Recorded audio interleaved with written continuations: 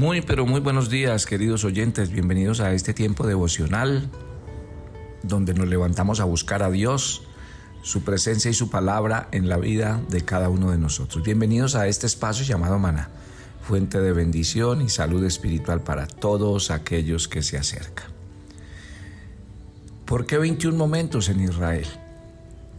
Ya lo decía Pedro en estos días, cuando les conté la historia del Monte de la Transfiguración, cómo Pedro en su carta le dice a los creyentes: cuando nosotros les hablamos a ustedes del Señor Jesús, no les hablamos como quien cuenta una historia ni una fábula, sino habiéndolo visto con nuestros propios ojos. Esta serie de 21 momentos obedece precisamente a los momentos que más impactaron la vida, la fe de los creyentes en aquel tiempo. Haber tenido un encuentro con Dios en el Antiguo Testamento, a través de una zarza que se movía, a través de un llamado, o muchas de las historias que hay en la Biblia, o haber pasado tiempo directamente con Jesús y haberlo oído, haber sido discípulo y que Él fuera el maestro, pues yo creo que tiene un impacto muy grande sobre la vida de aquellos que estaban alrededor. De hecho, una de las grandes tareas que nosotros nos hemos colocado cuando vamos a la tierra de Israel es eso, más que un viaje. Lo que nosotros hemos diseñado es una peregrinación donde llevamos a las personas sitio por sitio y lugar por lugar, para que al leer la Biblia en ese lugar ellos puedan tener un encuentro personal con ese Dios de la Biblia. Este del que les voy a hablar hoy, yo creo que es uno de los más definitivos. Es un sitio que está en el Monte de los Olivos. Es un sitio donde dicen que Jesús hizo su última aparición en la tierra y donde Él ascendió al cielo. Me llama poderosamente la atención y quisiera compartir este texto de la Escritura con ustedes. Hechos, en el capítulo 1, a partir del verso 6, dice: Maestro, ¿restaurará en este tiempo el reino de Jerusalén? No les compete a ustedes conocer tiempos o épocas que el Padre reservó para su exclusiva autoridad. Pero el Espíritu Santo descenderá sobre ustedes y recibirán poder para ser mis testigos, tanto en Jerusalén como en toda Judea y Samaria. Y habiendo dicho estas cosas, viéndolo ellos, fue alzado y le recibió una nube que le ocultó de sus ojos. Y estando ellos con los ojos puestos en el cielo, entre tanto que él se iba, he aquí se pusieron junto a ellos 2 varones con vestiduras blancas, los cuales le dijeron: ¿Por qué miran a las alturas? Este mismo Jesús que ha sido tomado de vosotros al cielo, así vendrá como le habéis visto ir al cielo. Qué belleza, ¿no? Y por ejemplo, qué rico estar en ese lugar, en ese sitio. Lo que más impacta la vida de los discípulos, lo que más impacta la fe de los discípulos, son sus encuentros con el Maestro. Porque una cosa es uno estando plenamente convencido en su corazón de lo que está oyendo y de lo que está viendo. Creo que la fe y el sustento de nosotros reposan sobre 2 eventos muy importantes. Miren, la resurrección es el evento, yo diría que culminante de una obra que se profetizó en el Antiguo Testamento a través de los sacrificios, donde Dios dio una figura de cómo se iban a quitar y a limpiar los pecados del mundo. En Jesucristo se cumple esa promesa de Dios salvando al mundo, porque Jesucristo se convierte en el gran Cordero de Dios.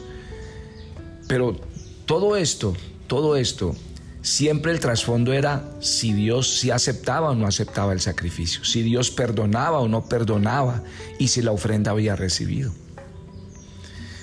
El tema de la resurrección fue crítico porque les he contado a ustedes que los propios discípulos, cuando a Jesús lo crucificaron, se dispersaron y muchos ni siquiera creían que Jesús iba a resucitar.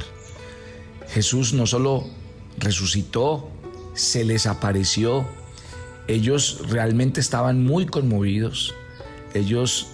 Para ellos fue algo definitivo que su maestro hubiera resucitado. La Biblia cuenta en los evangelios que estuvo 40 días apareciéndoselos en diferentes lugares, se reunía con ellos. Y sobre todo Jesús hizo una tarea muy importante a la luz de la resurrección. Y era afirmar, confirmar y que ellos estuvieran sustentados en ese gran evento, porque el evento de la resurrección decía que toda la obra de Cristo con ese evento quedaba confirmada. Quedaba confirmado que nuestros pecados habían sido perdonados, que Dios había aceptado la ofrenda, que nosotros éramos nuevas criaturas, que habíamos pasado de muerte a vida, que ahora estábamos sentados en lugares celestiales. Las grandes verdades que usted y yo hoy creemos y en las que estamos fundamentados y afirmados, Jesús durante 40 días estuvo apareciéndosele a sus discípulos y estando con ellos para confirmar esa gran verdad. De hecho, aquí ya cuando lo despiden, cuando ya Jesús se va al cielo, contrario a la resurrección, cuando Jesús murió, los discípulos quedaron muy tristes. Ellos pensaron que no iban a volver a ver al Mesías y tal vez en sus corazones había duda de si lo que habían vivido con él iba a ser cierto, si las palabras que él les había dicho. En cambio, en el evento de la ascensión, no. Ellos quedan muy contentos. ¿Y por qué quedan contentos? Porque esos 40 días de saber que Jesús había sido resucitado fueron muy importantes para ellos y para su fe. Y de hecho, cuando ya lo despiden aquí, saben y entienden que realmente ahora la tarea es de ellos, que ya el maestro se va, pero que lo que él les enseñó durante 3 años, que lo que sembró en sus corazones, que el discipulado que hizo sobre sus vidas, ahora les entregaba la posta a ellos. Esto es muy importante, mi querida familia, y por eso lo estoy compartiendo con ustedes, porque me parece que estas verdades de la Biblia son vitales y usted y yo las tenemos que entender y conocer. Hablemos un poquitico de la ascensión, y para eso voy a pasar del pasaje de Hechos, que es el que nos cuenta en sí que los discípulos estaban reunidos, que Jesús les empezó a decir que él iba a volver por segunda vez. Los discípulos le dijeron: ¿cuándo vas a volver? Y él dijo: solo Dios en su sola potestad lo sabe, y se fue. Se fue, pero el ángel les dijo: este Jesús al que hoy ves yéndose al cielo, volverá del cielo. Les dejó una esperanza, que es la esperanza de nosotros todos los días, y es saber que Jesús volverá por segunda vez y vendrá por su iglesia, vendrá por aquellos que lo recibieron, que se entregaron, que vivieron el nuevo nacimiento. Hablemos un poquitico de la ascensión en Marcos capítulo 16. Miren lo que dice los versos 19 y 20. El Señor, después que les habló, fue recibido arriba en el cielo y se sentó a la diestra de Dios. Y ellos salieron predicando por todas partes, ayudándoles el Señor y confirmando la palabra con señales que lo seguían. Mire qué belleza. Y aquí es donde tiene sentido todo esto. Usted encuentra que Jesús no solamente ascendió. Yo veo que a veces los predicadores hacen mucho énfasis en la resurrección y muy pocos hablan de la ascensión, cuando la ascensión tiene un pilar tan definitivo también en el tema de la doctrina de la resurrección. Es que Jesús había recibido una promesa de Dios. Acuérdese que en Isaías 53 Dios le dijo: usted será llevado como cordero al matadero, usted será molido por las transgresiones, atravesado por una lanza, todo el pecado y la maldad del mundo caerá sobre usted y nadie se compadecerá de usted. Pero en ese mismo pasaje de Isaías 53, el Señor le dice: pero después Dios te dará un nombre que es sobre todo nombre, para que debajo de ese nombre se arrodillen todos en el cielo y en la tierra. De eso también nos habló Pablo en Filipenses 2, cuando dice que el Señor, siendo Dios, no escatimó ser Dios, sino que se humilló, se hizo hombre, luego se hizo siervo y llegó hasta la muerte y muerte de cruz. Pero después, en ese mismo pasaje, Pablo dice que el Señor le dijo a Jesús: se te dará un nombre que es sobre todo nombre. Y aquí, en la ascensión, miren lo que me llama la atención de los versículos 19 y 20 de Marcos 16, porque dice que después de que fue recibido, se sentó a la diestra de Dios. El Salmo ya había dado una promesa. Es un salmo mesiánico que dice: siéntate a mi diestra hasta que ponga a tus enemigos por estrado de tus pies. Ahora el Señor recibe un nombre con toda autoridad en los cielos y en la tierra. Por eso cuando usted lee Apocalipsis 4 y 5 y ve a Juan teniendo una visión, ve al Cordero y lo ve sentarse y lo ve digno de abrir el libro y desatar sus sellos. ¿Por qué? Porque Él ha muerto y ahora está sentado a la diestra y tiene poder para juzgar a los vivos, a los muertos.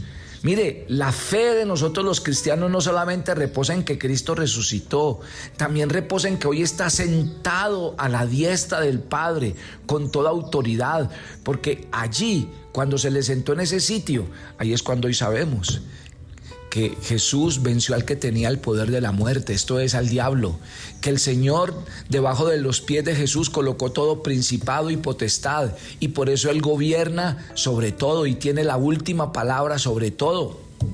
Gloria a Dios. La ascensión de Cristo nos habla de una fe para los cristianos inamovible. Nuestra fe es una fe que puede estar sustentada en un Dios que no falla, en un Dios que venció la muerte, la enfermedad, en un Dios que nos pasó de muerte a vida, en un Dios que lo dio todo por nosotros. Imagínense la hermosura sobre la que está fundada la relación de nosotros con Dios. Un Dios que lo dio todo por nosotros a cambio de nada, porque Dios no ha esperado nunca nada de nosotros y vino a darnos esta salvación tan grande. ¿Saben?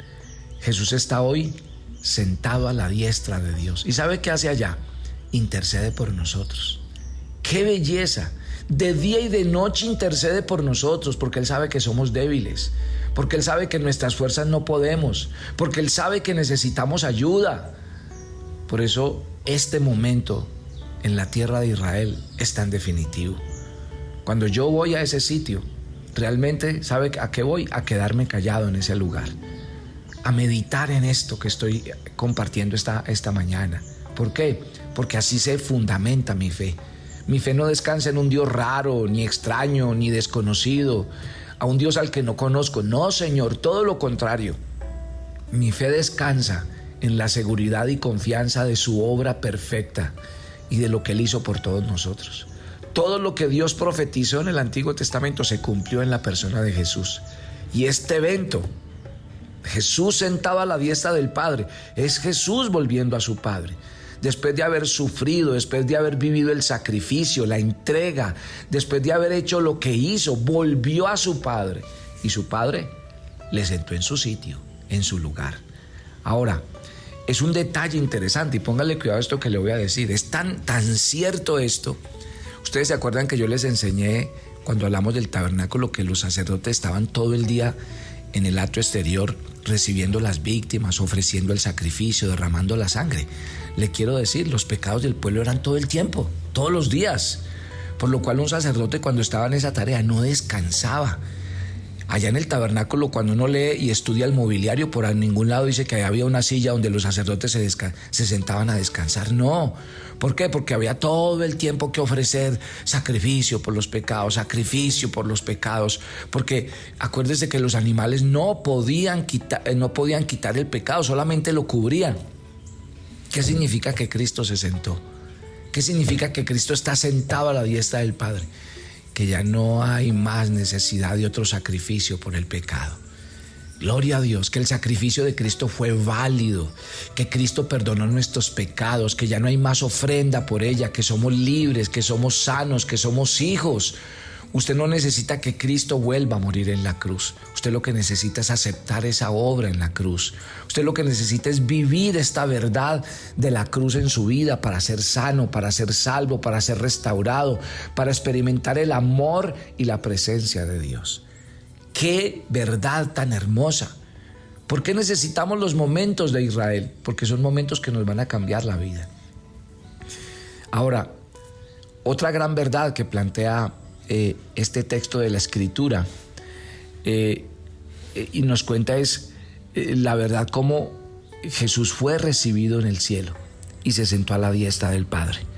Mire que Efesios capítulo 1 del 20 al 21 dice: resucitándolo de los muertos, sentándolo a su diestra en los lugares celestiales, sobre todo principado, autoridad, poder y señorío, y sobre todo nombre que se nombra, no solamente en este siglo, sino también en el venidero.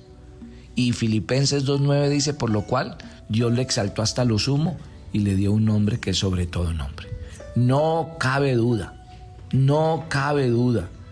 que cuando los discípulos vieron que Jesús fue exaltado hasta lo sumo para ocupar el lugar supremo de preeminencia en el mismo trono de Dios, ellos se llenaron de gozo y lo adoraron. Ellos ya no quedaron tristes como en la resurrección, que tenían tantas dudas. Ellos se regocijaron. Y eso tiene que ser el motivo de todo cristiano. Si usted es un verdadero cristiano, estudia las Escrituras y conoce este evento del que estamos hablando esta mañana, su corazón debería estar no solamente gozoso, sino anunciando la segunda venida del Señor. Porque ese fue el compromiso que quedó en ese lugar. El compromiso es: vayan y prediquen este evangelio, vayan y hablen de este nombre, vayan y prediquen la resurrección de los muertos, el perdón de los pecados, vayan, anuncien la venida del Espíritu Santo. Eso es, y esa es la tarea de nosotros los cristianos hoy día, bajo ese fundamento. Ore conmigo. Dígale a Jesús esta mañana: gracias. Gracias no solamente por morir, gracias por resucitar, pero también este evento de que está sentado a la diestra del Padre, y que los discípulos realmente tuvieron la oportunidad de digerir y de entender el tema de la resurrección y andar contigo y escucharte y luego verte ir al cielo. Debe ser la misma esperanza siempre de mi corazón.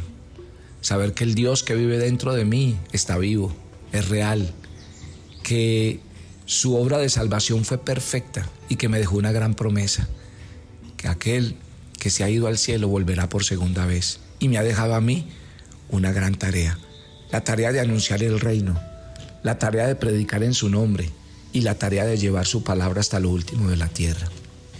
Yo te pido, Señor, como Ministerio Maná, que nos dé la oportunidad de predicar este evangelio, de llevarlo hasta lo último de la tierra, de ir de reino en reino y nación en nación, de ir a predicarle a los matrimonios, a los niños, a los jóvenes, a todos los que nos encontremos en el camino, y predicarle este evangelio. Señor, provéenos los medios, los recursos, las personas, los equipos, todo lo que necesitamos. Levanta en medio del Ministerio Maná y revoluciona un grupo de inversionistas para la gran comisión, que vayamos a predicar tu nombre y tu palabra sin barreras, sin fronteras, y que anunciemos, porque ese es el compromiso que tenemos como hijos.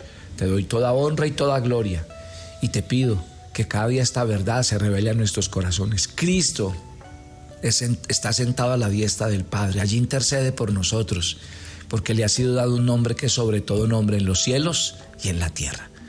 Entregamos este día en tus manos y te damos gracias por oír esta oración en Cristo Jesús. Amén y amén. Y recuerden, los que se van a ir para el grupo de Jerusalén conmigo, vamos a estar en este sitio. Imagínense qué belleza, imagínense cada lugar. Es que por eso insisto, uno después de que va a Jerusalén no es el mismo, porque es que cada sitio y cada lugar representa cosas muy importantes para todos. Dios les bendiga y nos encontramos de nuevo mañana.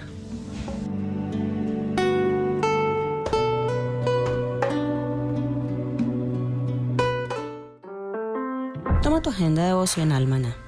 El pasaje sugerido para la lectura en tu devocional personal el día de hoy es Romanos 2, del 1 al 16.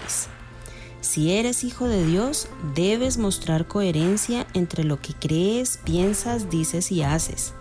Examina constantemente tu corazón y preséntate ante Dios siempre con humildad y arrepentimiento. Te invitamos ahora a que respondas las preguntas que encuentras en tu agenda, que te llevarán a conocer cada vez más a Dios y crecer en tu vida espiritual. Y para confirmar tus respuestas, visita nuestra cuenta de Facebook Devocional Maná.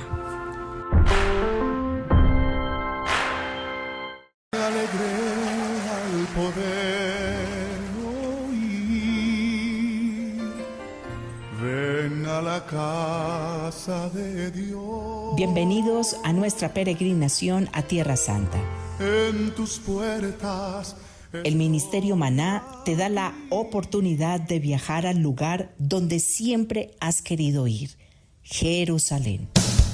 Entrar a Jerusalén. Te ofreceremos no un viaje, sino una peregrinación a la tierra de la Biblia. Cada sitio, cada sendero, cada piedra, da testimonio de que este es el lugar que Dios escogió y donde Jesús hizo su ministerio. Nuestra peregrinación a Tierra Santa te hace realidad el lugar donde acontecieron los hechos de los textos bíblicos que leemos cada día. Este año visitaremos Turquía e Israel en las fechas octubre 20 a noviembre 2, con todo incluido. Te invitamos a que sigas las huellas frescas de Jesús. En tus puertas estoy aquí, entrar a Jerusalén.